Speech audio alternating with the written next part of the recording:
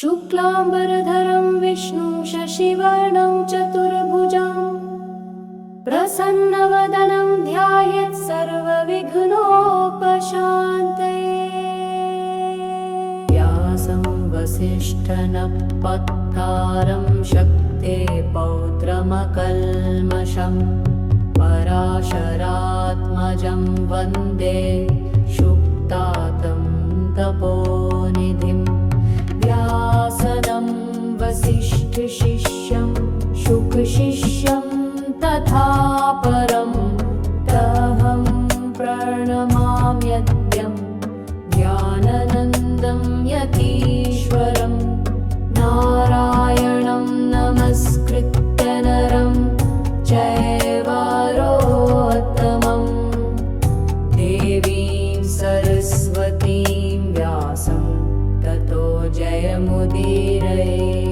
श्रीवैकुण्ठविभुं विष्णुं सर्वलोकनमस्कृतं लोकनाथं महाविष्णुं सर्वपापहरं प्रभुं शान्ताकारं भुजगशयनं पद्मनाभं सुरेशं विश्वाधारं गगनसदृशं मेघवर्णं शुभाङ्गं लक्ष्मीकान्तं कमलनयनं योगिभिर्ध्यानगम्यं वन्दे विष्णुं भवभयहरं सर्वलोकैकनाथं।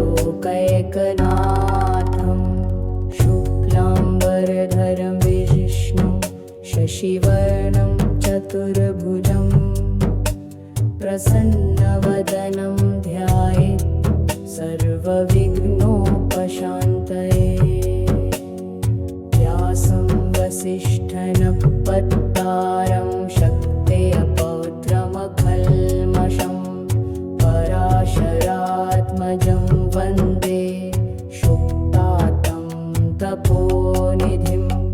व्यासनं वसिष्ठशिष्यं शुकशिष्यं तथा परं तमहं प्रणमाम्यद्यं ज्ञानानन्दं यतीश्वरं। नारायणं नमस्कृत्य नरं चैव नरोत्तमं देवीं सरस्वतीं व्यासं ततो जयमुदीरये। श्रीवैकुण्ठविभुं विष्णुं सर्वलोकनमस्कृतं लोकनाथं महाविष्णुं सर्वपापहरं प्रभुं शान्ताकारं भुजगशयनं पद्मनाभं सुरेशं विश्वाधारं गगनसदृशं मेघवर्णं शुभाङ्गं लक्ष्मीकान्तं फलननयनं योगिभिर्ध्यानगम्यं वन्दे विष्णुं भवभयहरं सर्वलोकैकनाथं।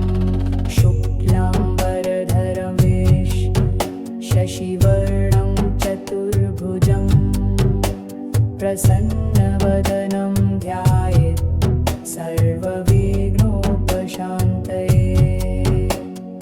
व्यासं वसिष्ठनप्पत्तारं शक्ते पौत्रमकल्मषं पराशरात्मजं वन्दे शुक्तातं तपोनिधिं।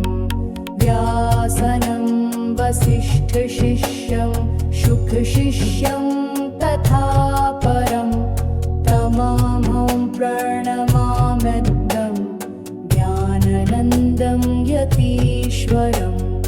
नारायणं नमस्कृत्य नरं चैव नरोत्तमं देवीं सरस्वतीं व्यासं ततो जयमुदीरये। श्रीवैकुण्ठविभुं विष्णुं सर्वलोकनमस्कृतं लोकनाथं महाविष्णुं सर्व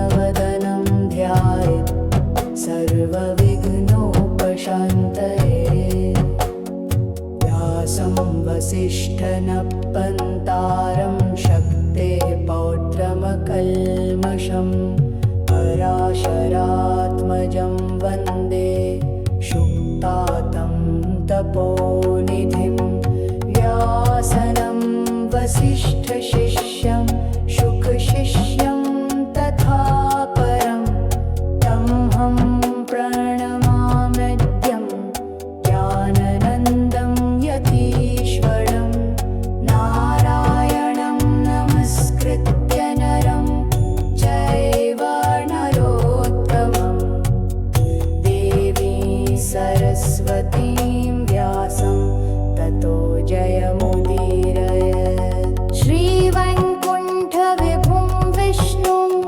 सर्वलोकनमस्कृतं लोकनाथं महाविष्णुं सर्वपापहरं प्रभुं शान्ताकारं भुजगशयनं पद्मनाभं सुरेशं विश्वाधारं गगनसदृशं मेघवर्णं शुभाङ्गं लक्ष्मीकान्तं कमलनयनं योगिभिर्ध्यानगम्यं वन्दे विष्णुं भवभयहरं सर्वलोकैकनाथं शुक्लाम्बरधरं विष्णुं शशिवर्णं चतुर्भुजं प्रसन्नवदनं ध्यायेत् सर्वविघ्नोपशान्तये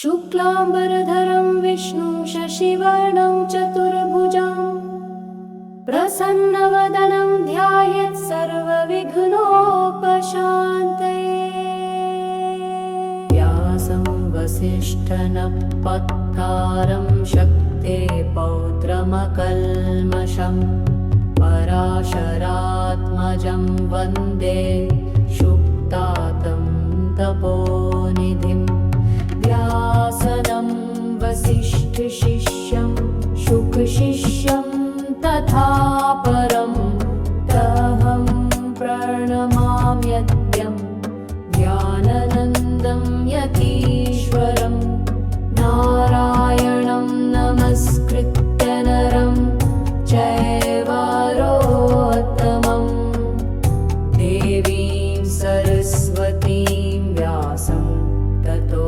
जयमुदीरयेत्। श्रीवैकुण्ठविभुं विष्णुं सर्वलोकनमस्कृतं लोकनाथं महाविष्णुं सर्वपापहरं प्रभुं शान्ताकारं भुजगशयनं पद्मनाभं सुरेशं विश्वाधारं गगनसदृशं मेघवर्णं शुभाङ्गं लक्ष्मीकान्तं कमलनयनं योगिभिर्ध्यानगम्यं वन्दे विष्णुं भवभयहरं सर्वलोकैकनाथं शुक्लाम्बरधरं विष्णुं शशिवर्णं चतुर्भुजं प्रसन्नवदनं ध्यायेत् सर्वविघ्नोपशान्तये व्यासं वसिष्ठनप्पत्तारं शक्तेः पौत्रमकल्मषं पराशरात्मजं वन्दे शुक्तातं तपोनिधिं व्यासनं वसिष्ठशिष्यं शुकशिष्यं तथा परं तमहं प्रणमाम्यद्यं ज्ञानानन्दं यतीश्वरं नारायणं नमस्कृत्य नरं चैव नरोत्तमं देवीं सरस्वतीं व्यासं ततो जयमुदीरयेत्। श्रीवैकुण्ठविभुं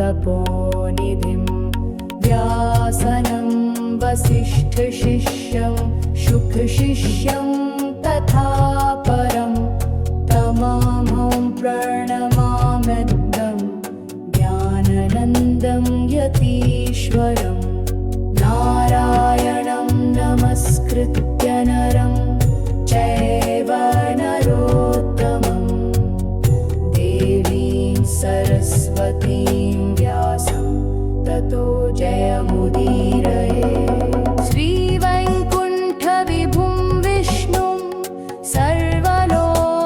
सर्वलोकनमस्कृतं लोकनाथं महाविष्णुं सर्वपापहरं प्रभुं शान्ताकारं भुजगशयनं पद्मनाभं सुरेशं विश्वाधारं गगनसदृशं मेघवर्णं शुभाङ्गं लक्ष्मीकान्तं कमलनयनं योगिभिर्ध्यानगम्यं वन्दे विष्णुं भाभयहरं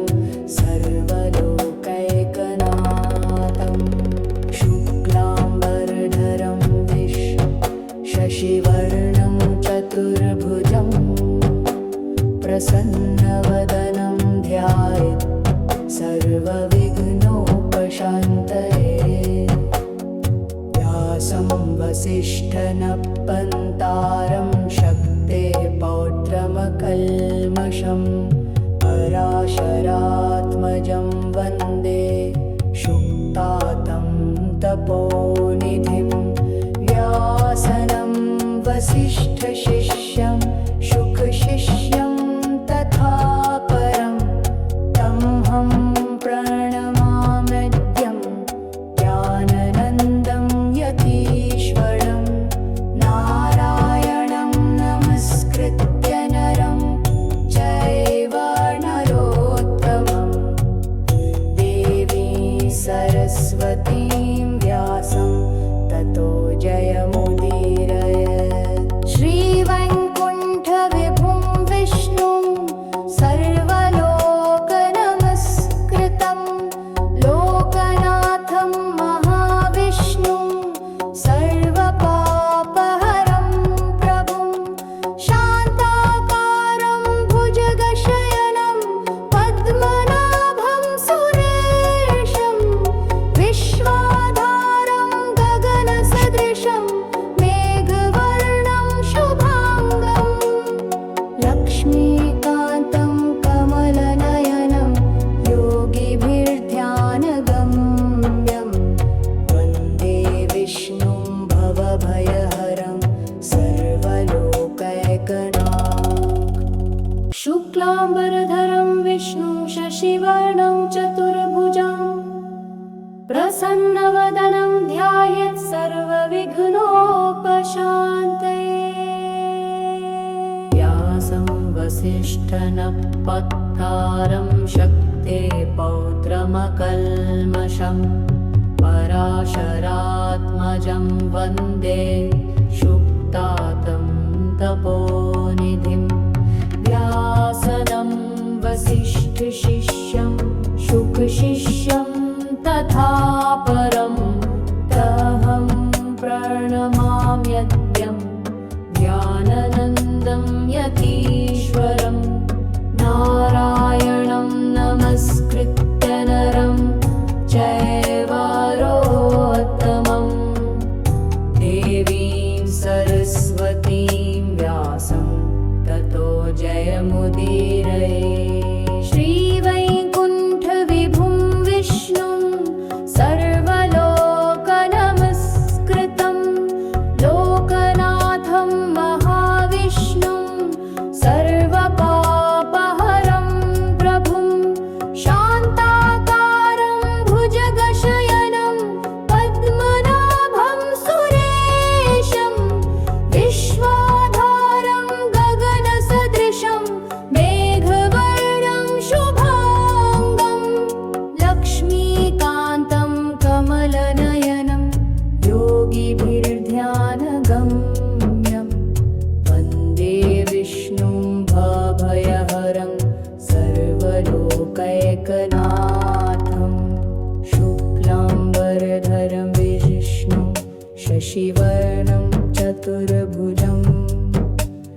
प्रसन्नवदनं ध्यायेत् सर्वविघ्नोपशान्तये व्यासं वसिष्ठनप्पत्तारं शक्तेः पौत्रमकल्मषं पराशरात्मजं वन्दे शुक्तातं तपोनिधिं व्यासनं वसिष्ठशिष्यं शुकशिष्यं तथा परं तमहं प्रणमाम्यद्यं ज्ञानन्दं यतीश्वरं नारायणं नमस्कृत्य नरं चैव नरोत्तमं देवीं सरस्वतीं व्यासं ततो जयमुदीरये श्रीवैकुण्ठविभुं विष्णुं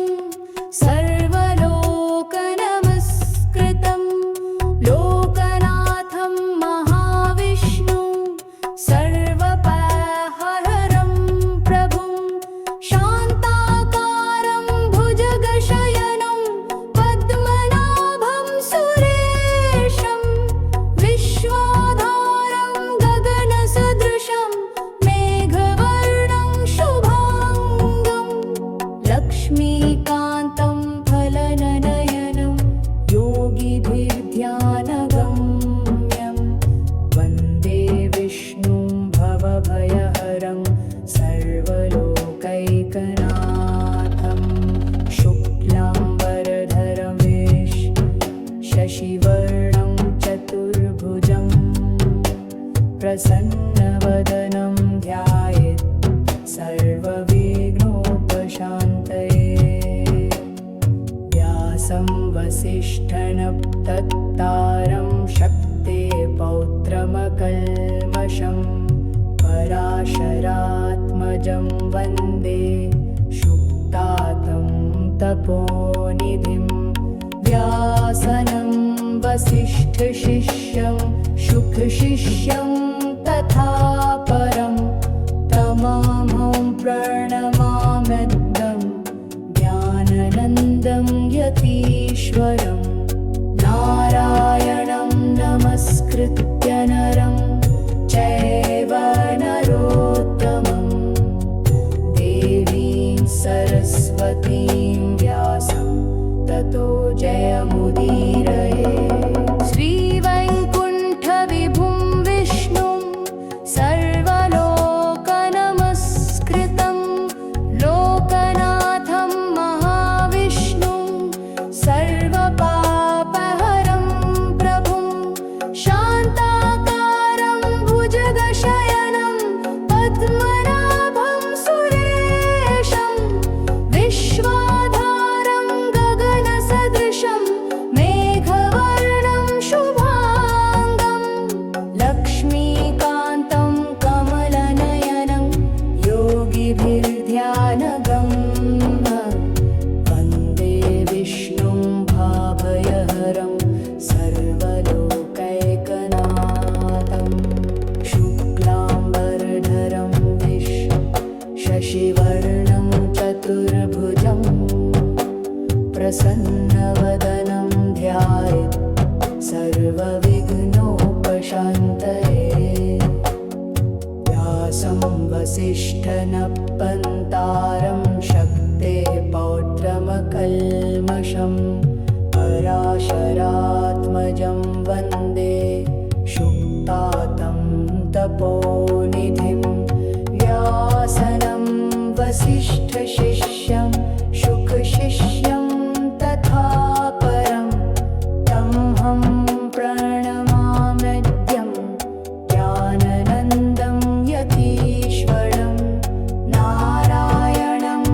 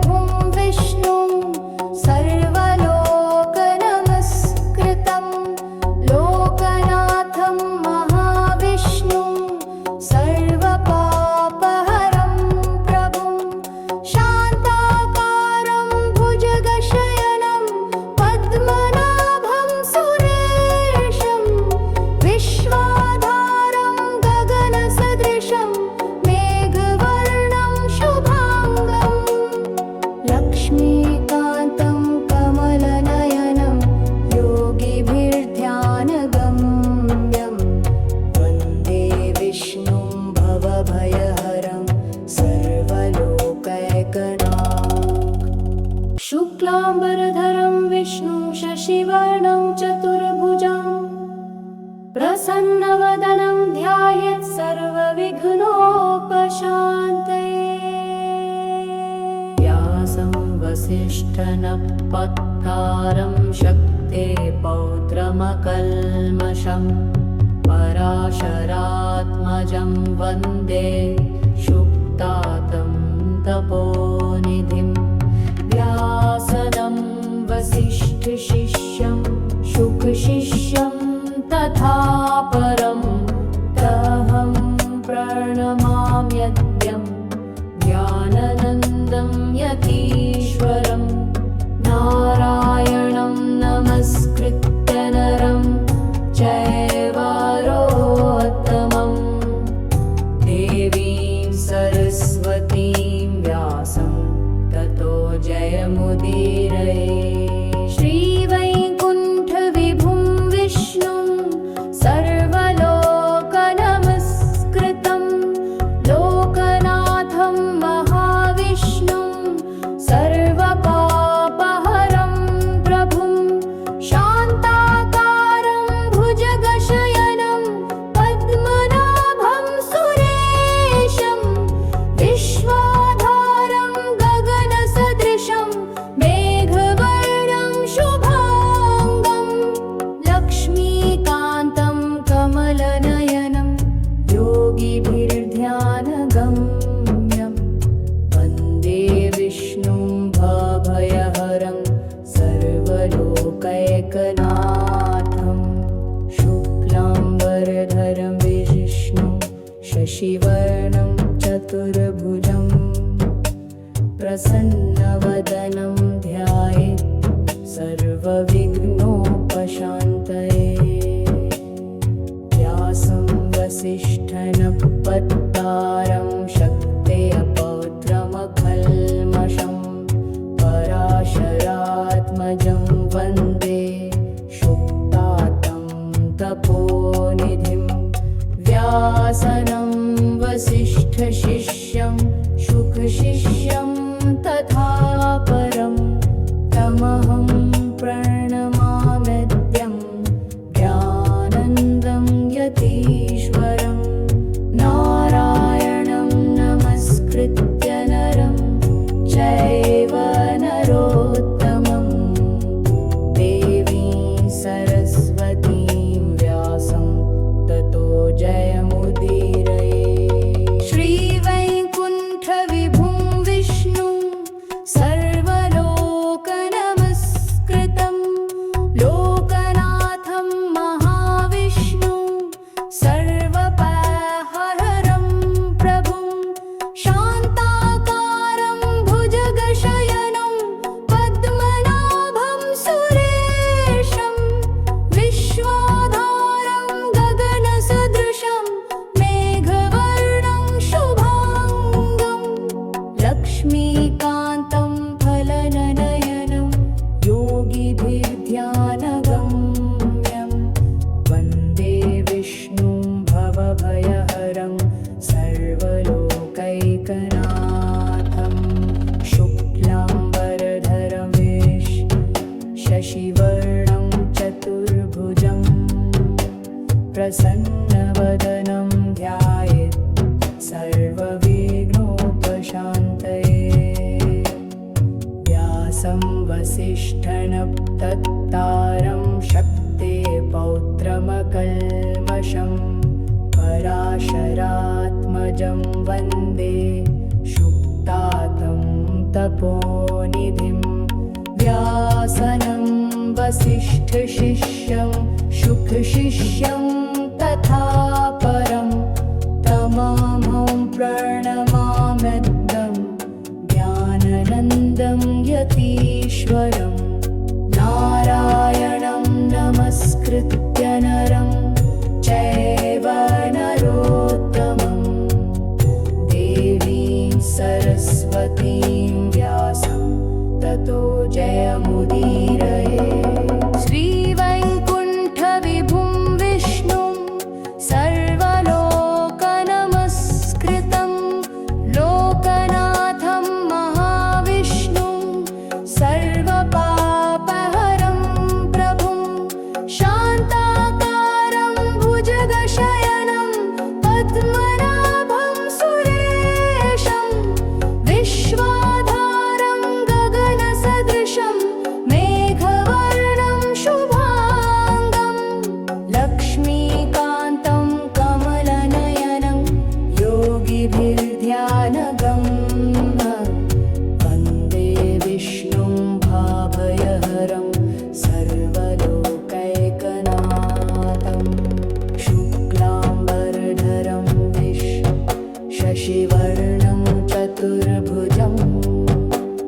प्रसन्नवदनं ध्यायेत् सर्वविघ्नोपशान्तये व्यासं वसिष्ठनप्पन्तारं शक्ते पौत्रमकल्मषम्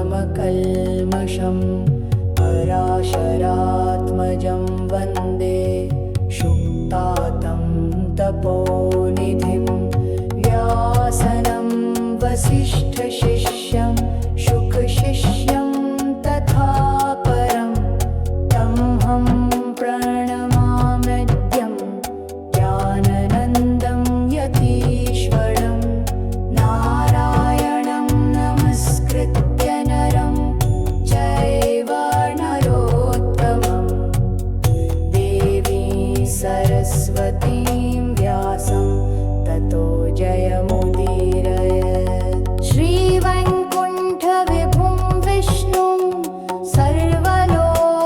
सर्वलोकनमस्कृतं लोकनाथं महाविष्णुं सर्वपापहरं प्रभुं शान्ताकारं भुजगशयनं पद्मनाभं सुरेशं विश्वाधारं गगनसदृशं मेघवर्णं शुभाङ्गं लक्ष्मीकान्तं कमलनयनं योगिभिर्ध्यानगम्यं वन्दे विष्णुं भवभयहरं सर्वलोकैकनाथं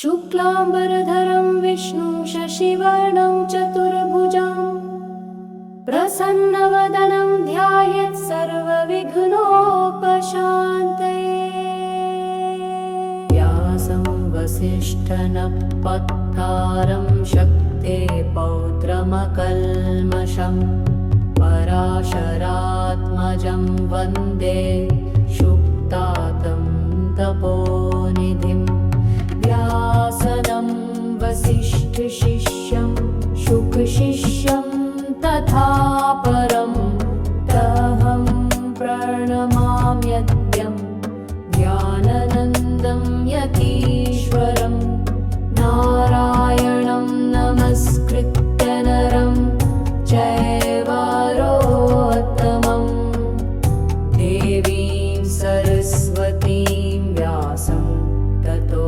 जयमुदीरयेत् श्रीवैकुण्ठविभुं विष्णुं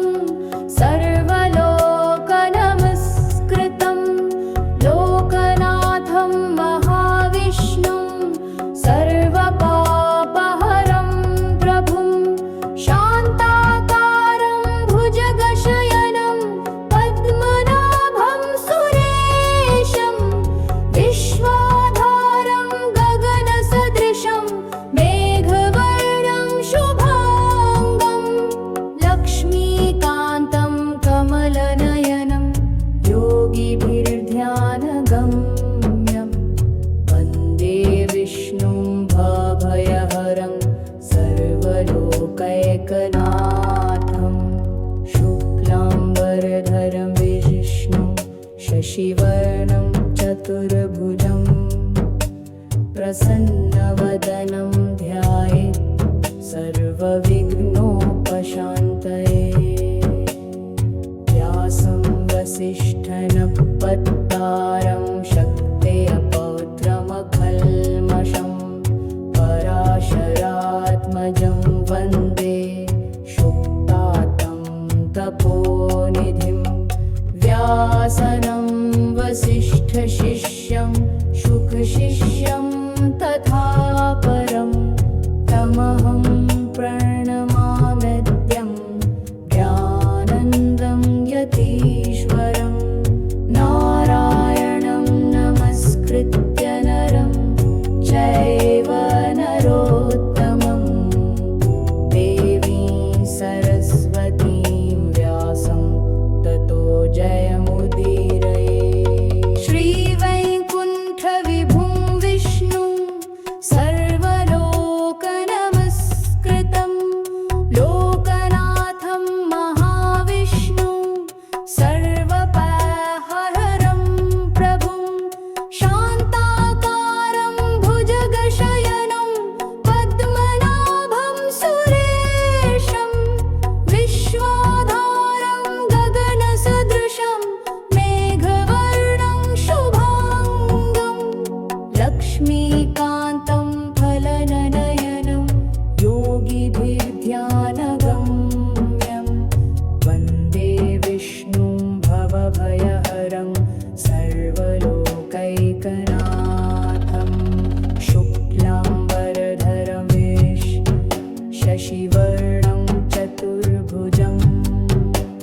प्रसन्नवदनं ध्यायेत् सर्वविघ्नोपशान्तये व्यासं वसिष्ठनप्ततारं शक्ते पौत्रमकल्मषं पराशरात्मजं वन्दे शुक्तातं तपोनिधिं व्यासनं वसिष्ठशिष्यं शुकशिष्यं तथा परं तमहं प्रणमाम्यद्यं ज्ञानानन्दं यतीश्वरं नारायणं नमस्कृत्य नरं चैव नरोत्तमं देवीं सरस्वतीं व्यासं ततो जयमुदीरये श्रीवैकुण्ठविभुं विष्णुं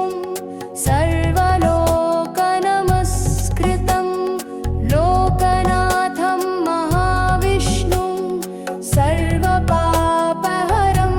प्रभुं शान्ताकारं भुजगशयनं पद्मनाभं सुरेशं विश्वाधारं गगनसदृशं मेघवर्णं शुभाङ्गं लक्ष्मीकान्तं कमलनयनं योगिभिर्ध्यानगम्यं वन्दे विष्णुं भाभयहरं सर्वलोकैकनाथं शुक्लाम्बरधरं शशिवर्णं चतुर्भुजं प्रसन्नवदनं ध्यायेत् सर्वविघ्नोपशान्तये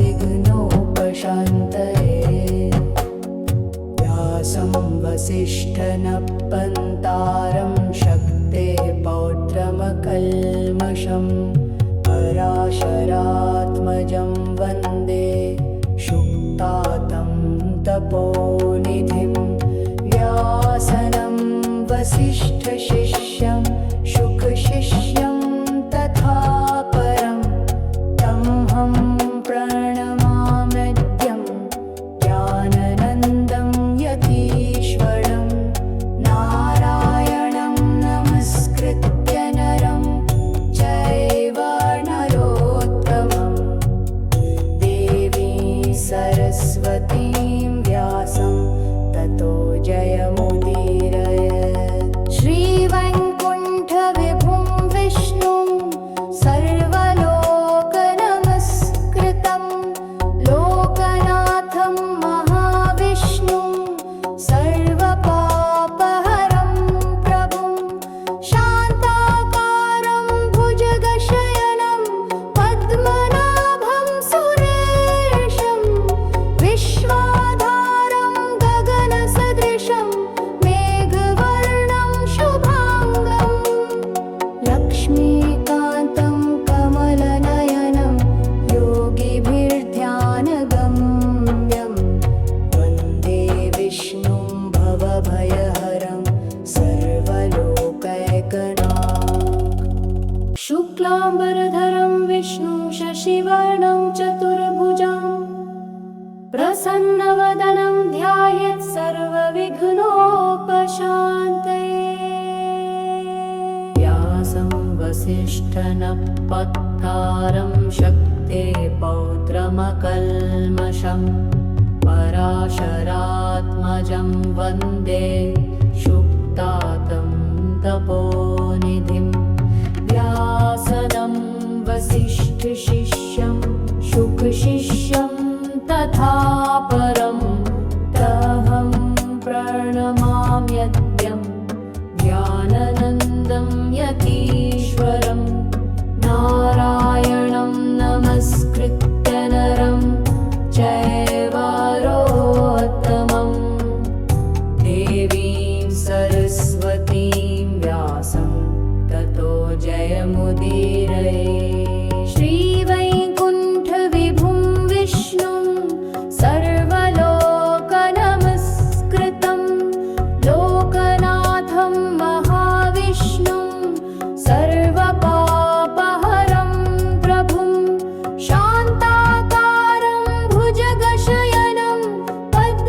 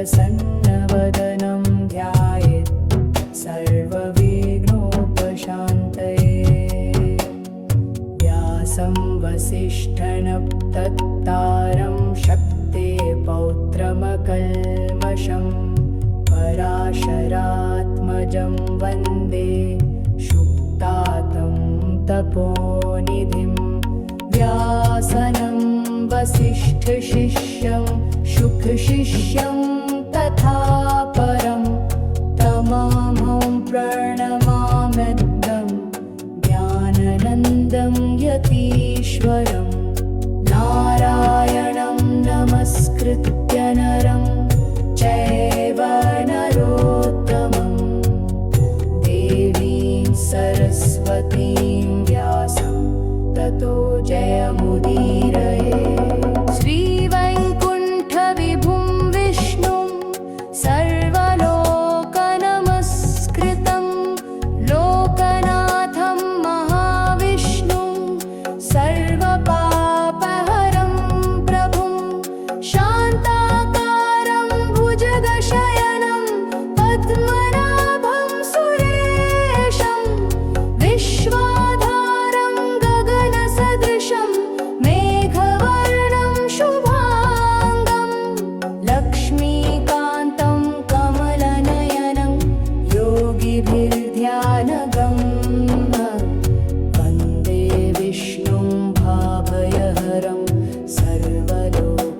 सर्वलोकैकनाथं शुक्लाम्बरधरं शशिवर्णं चतुर्भुजं प्रसन्नवदनं ध्यायेत् सर्वविघ्नोपशान्तये व्यासं वसिष्ठनप्ततारं शक्ते पौत्रमकल्मषं पराशरात्मजं वन्दे शुक्तातं तपोनिधिं व्यासनं वसिष्ठशिष्यं शुकशिष्यं तथा परं तमहं प्रणमाम्यद्यं ज्ञानानन्दं यतीश्वरं नारायणं नमस्कृत्य नरं चैव नरोत्तमं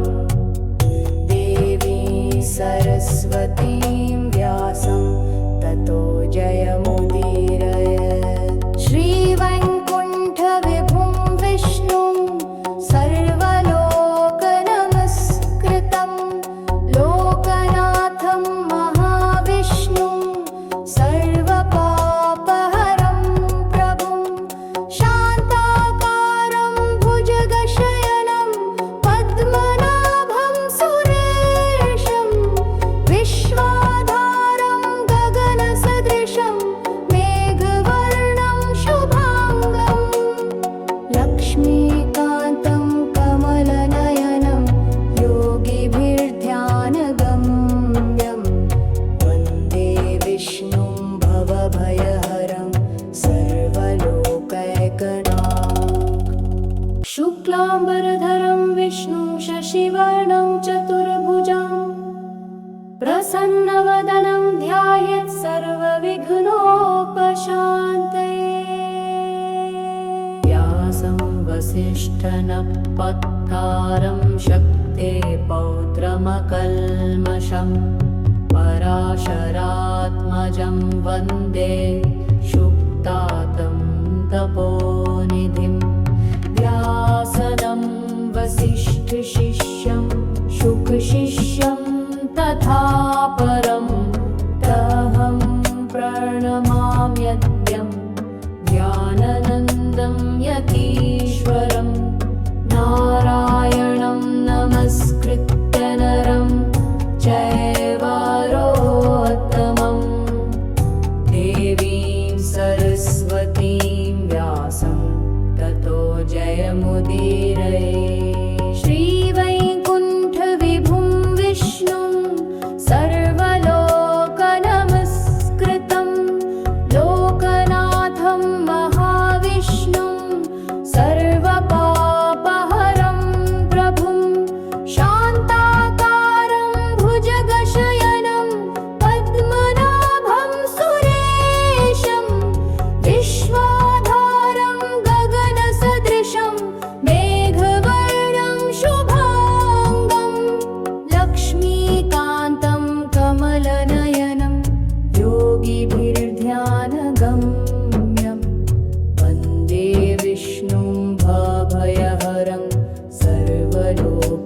सर्वलोकैकनाथं शुक्लाम्बरधरं विष्णुं शशिवर्णं चतुर्भुजं प्रसन्नवदनं ध्यायेत् सर्वविघ्नोपशान्तये व्यासं वसिष्ठनप्पत्तारं शक्तेः पौत्रमकल्मषं पराशरात्मजं वन्दे शुक्तातं तपोनिधिं व्यासनं वसिष्ठशिष्यं शुकशिष्यं तथा परं तमहं प्रणमाम्यद्यं ज्ञानन्दं यतीश्वरं नारायणं नमस्कृत्य नरं चैव नरोत्तमं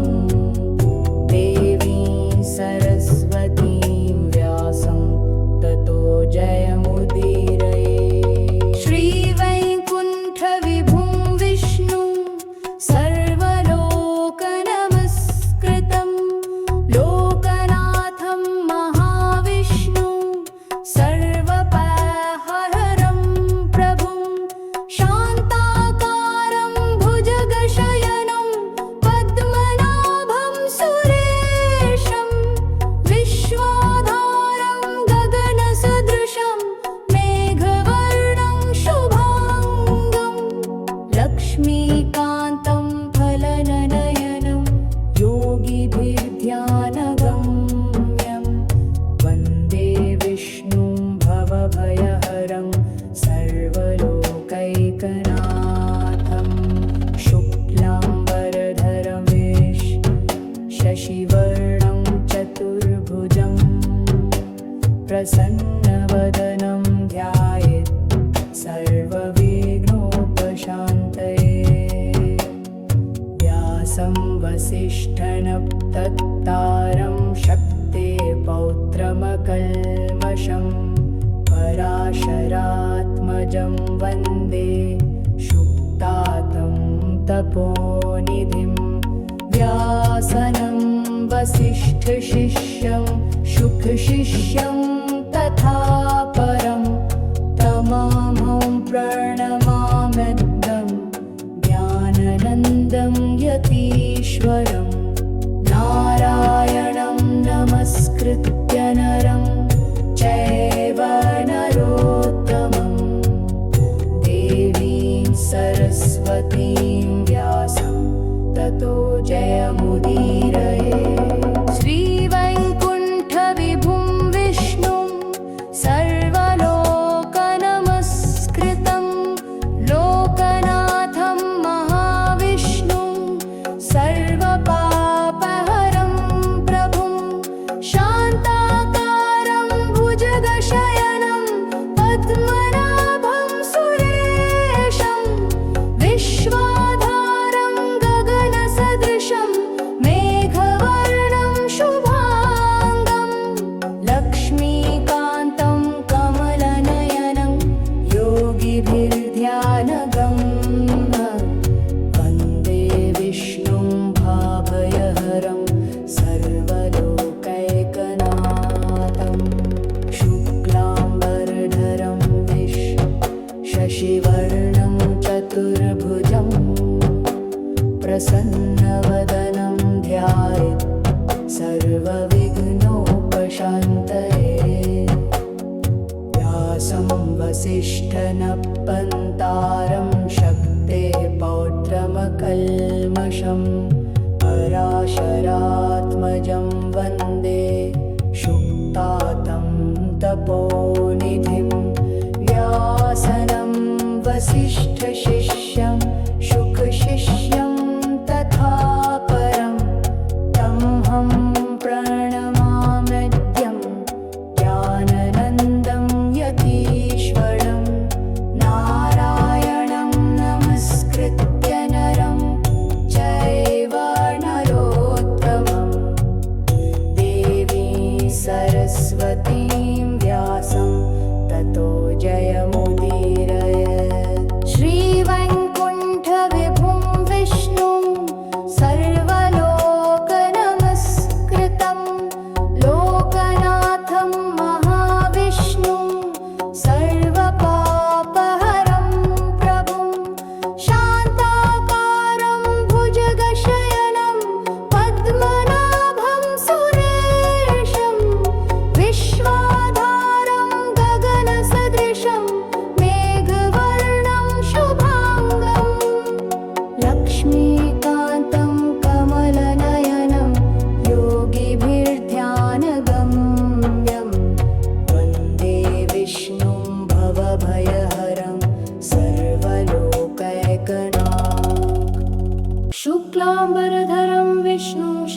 शशिवर्णं चतुर्भुजं प्रसन्नवदनं ध्यायेत् सर्वविघ्नोपशान्तये।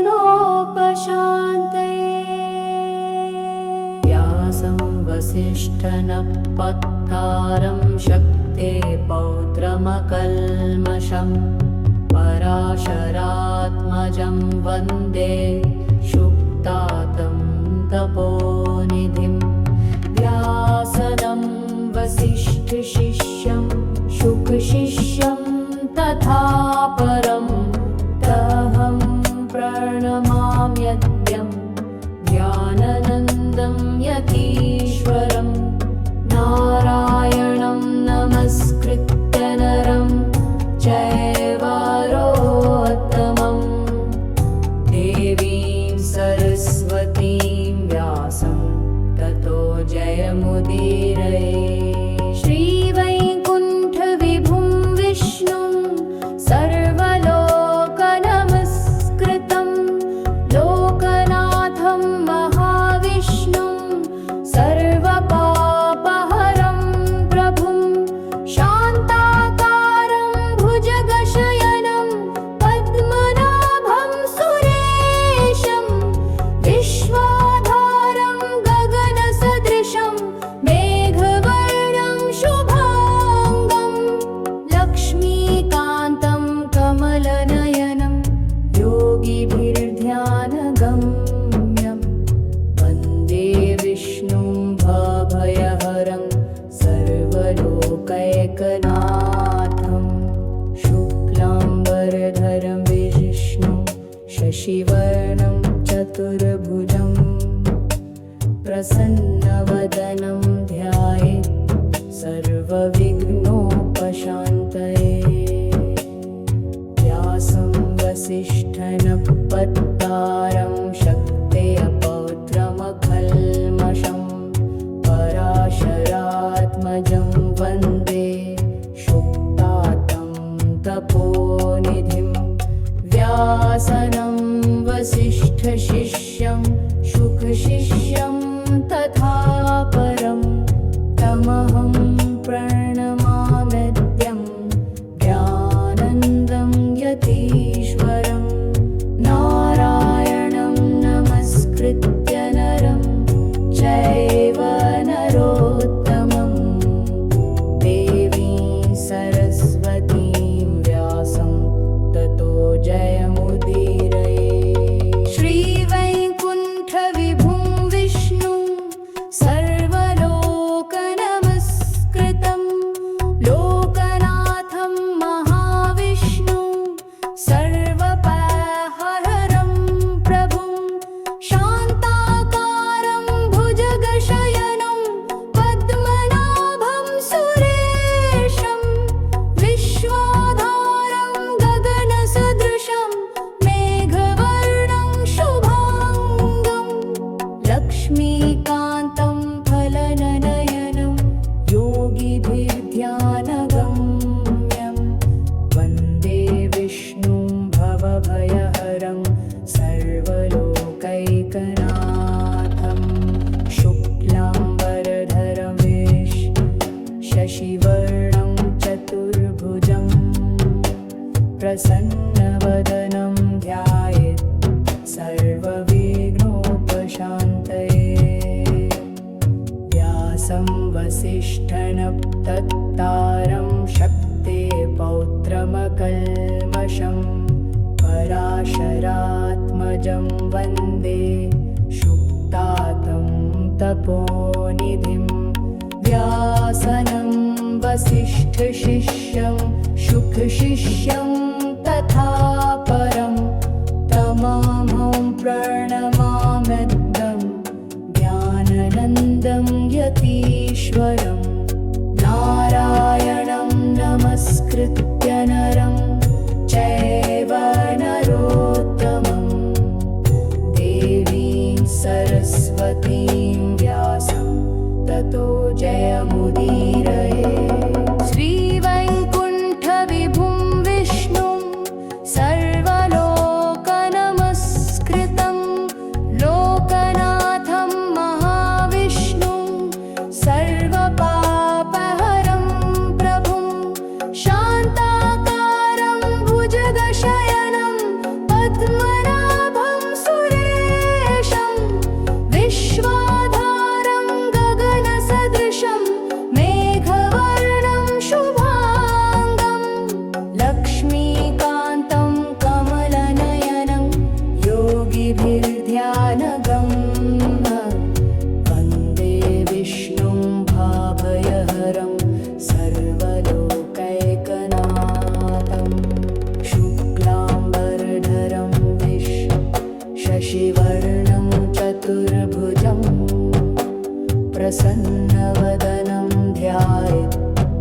सर्वविघ्नोपशान्तये व्यासं वसिष्ठनप्पन्तारं शक्ते पौत्रमकल्मषम् पराशरात्मजं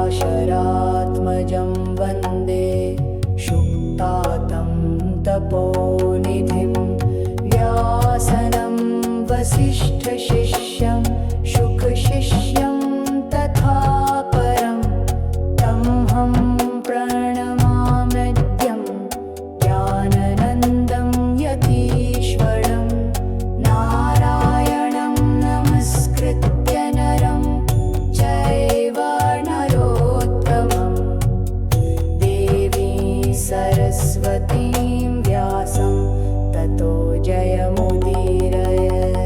श्रीवैकुण्ठविभुं विष्णुं सर्वलोकनमस्कृतं लोकनाथं महाविष्णुं सर्वपापहरं प्रभुं शान्ताकारं भुजगशयनं पद्मनाभं सुरेशं विश्वाधारं गगनसदृशं मेघवर्णं शुभाङ्गं लक्ष्मीकान्तं कमलनयनं योगिभिर्ध्यानगम्यं वन्दे विष्णुं भवभयहरं सर्वलोकैकनाथं शुक्लाम्बरधरं विष्णुं शशिवर्णं चतुर्भुजं प्रसन्नवदनं ध्यायेत् सर्वविघ्नोपशान्तये